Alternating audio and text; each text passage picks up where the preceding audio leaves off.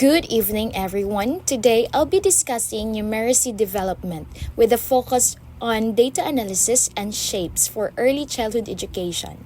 These topics are not just about teaching numbers, it's about helping young learners make sense of information in their daily lives through simple and meaningful experiences. In early childhood, children begin developing data skills by learning to collect, sort, and understand information from the world around them. Let us start with data analysis. Here are the foundational skills of data analysis. First, children acquire knowledge of basic data concept, which means understanding what data is. It's identifying sources of data in children's everyday environment. For example, number of toys, favorite foods, classroom birthdays, where they can count or sort. The second one is collecting data. Simply or simple methods to gather information. For example, through surveys, tally marks, or pictographs. Or even using real-life objects and experiences to gather data. For example, how many kids wear red shirts today? How many kids wear yellow shirts today? Next, they learn how to sort and classify objects by color, size, or type, or grouping items that are alike and explaining why they belong together. For example, sorting blocks by color or animals by kind. And then we teach them how to present or represent data visually, like creating simple visual tools such as picture graphs or pictographs, bar graphs using blocks or drawn bars, or even tallies or charts, and even using drawings or stickers to show data results.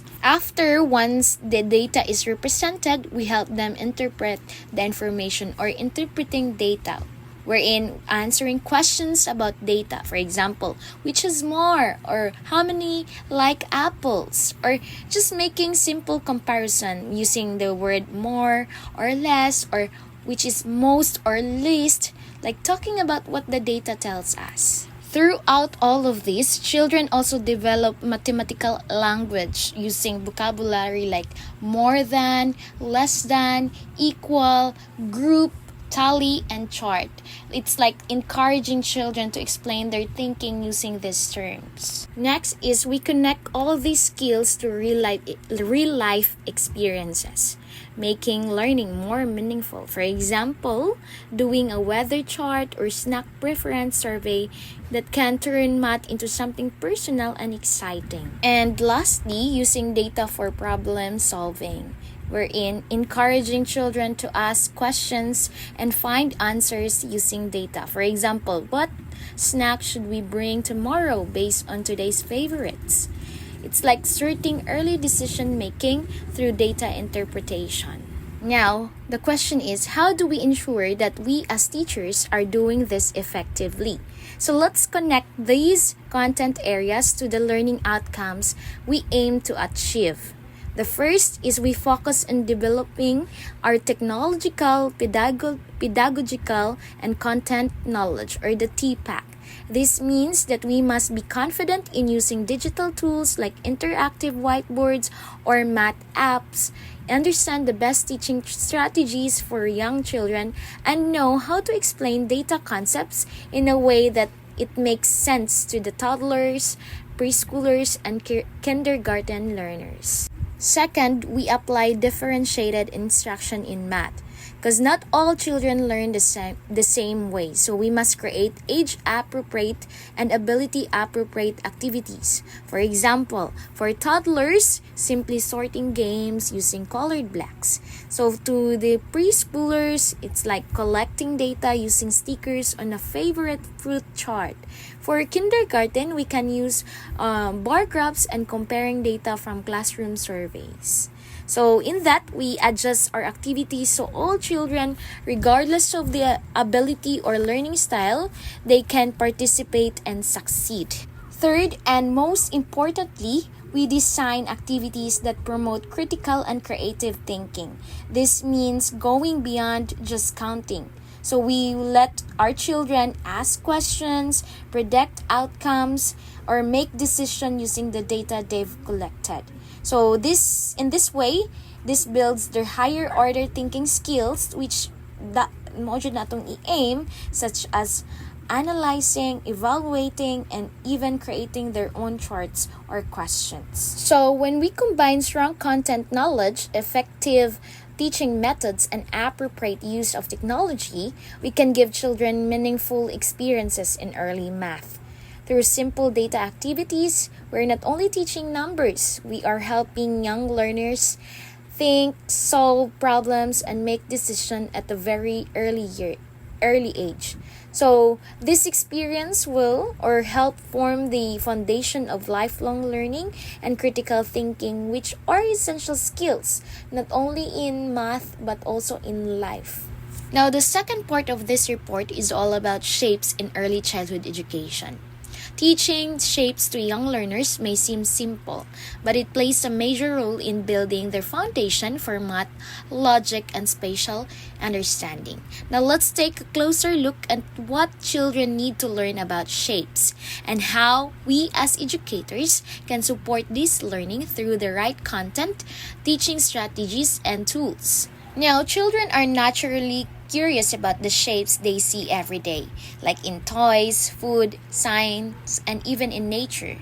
And as an educator, our goal is to guide them to recognize, name, sort, and describe these shapes through fun and hands-on experiences. Now, let's begin with the basic recognition. First, you have to identify the common 2D shapes such as circle, triangle, square, rectangle, oval, and star. Those are common shapes.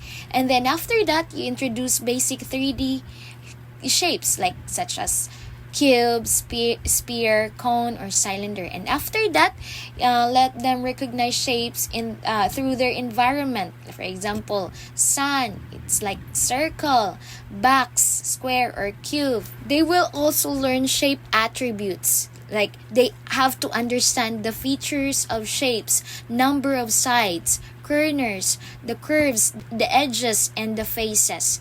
They let them describe and compare shapes. Like for example, a square has 4 sides, a triangle has 3 corners. Next is sorting and classifying shapes.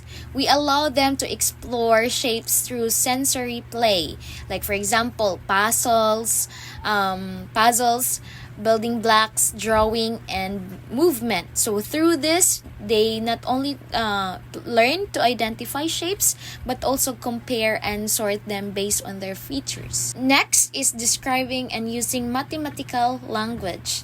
They're going to use appropriate vocabularies such as side, corner, flat, solid, roll, stack, face, and edge. And also, it will encourage children to talk about shapes using complete sentence and comparison. For example, the square has 4 sides. The triangle has 3 sides. Next is exploring shapes through play and real-life context. They will engage in activities like building with blocks, puzzles, drawing, or forming shapes with clay, and discover shapes in everyday objects. For example, plates, traffic signs, toy boxes.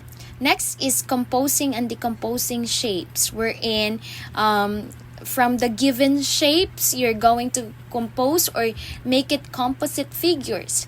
And from when we say decomposing shape, from those composite figure, you're going to decompose what are those shapes nga nakita nimo sa composite figure. You're going to decompose those shapes. Next is creative and critical thinking with shapes. So you're going to use shapes to create pictures, patterns, and design. And you encourage children to solve problems. For example, which shapes can build a strong tower, or which shape that we're going to use to build a heart, or another example, which shapes can build a house. And lastly, use of tools and materials. You're going to incorporate manipulatives, shape blocks, puzzles, cutouts, digital apps, and tracing tools, which is it will support learning with visual aids, songs, and interactive games. And the question is, how do we ensure that we as teachers are doing this effectively? Now let's connect these content to the intended teacher competencies and outcomes. So this guides us in planning lessons that are meaningful and developmentally appropriate. So let's have first one, the TPAC. As educators, we must demonstrate a strong combination of content, teaching strategies, and tools. Our content knowledge is shown by teaching accurate concepts like in shapes, names, characteristics, and how to compare them. For the pedagogical knowledge is reflected in how we teach shapes. It can be using songs, games, real objects, and storytelling to make learning fun and age appropriate. And lastly, for the technological knowledge, it involves using tools such as digital shape puzzles, drawing apps, or interactive whiteboards to boost engagement and understanding. So together, these form a well-rounded approach that supports active and meaningful learning. So the second one is the differentiated mathematics activity. So they say no two learners are the same. So our learners must be differentiated according to the age and learning needs. For toddlers, we use sensory experiences like soft blocks and shape sorters. For preschoolers, we provide shape hands, collage activities, and hands-on puzzles.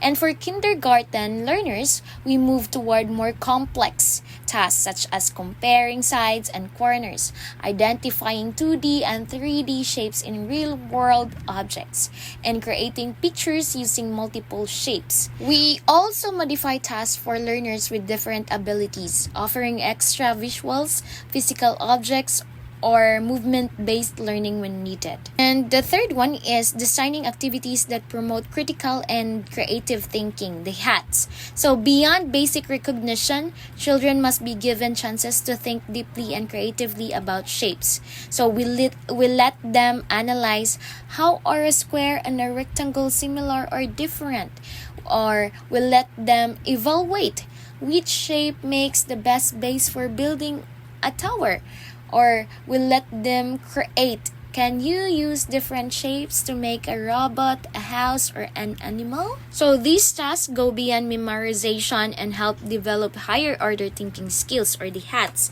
They also encourage children to ask questions, express ideas, and explore solutions that are essential foundation for critical thinking and problem solving. So if we try to understand, when we combine rich content, strong teaching strategies, appropriate use of technology, and differentiated learning experiences, we make learning about shapes not only educational but also exciting and meaningful. So through these, children are not just learning to name shapes. They are learning to think, to solve problems, and express themselves in a creative ways. So that's what early math development is really about. In conclusion, by focusing on both the content and outcomes of the numeracy topics, such as data analysis and shapes in early childhood education, we as teachers can foster a learning environment that is engaging, inclusive, and developmentally appropriate. These foundational math concepts do more than teach counting or recognition. They help children build critical thinking, creativity, and problem-solving skills.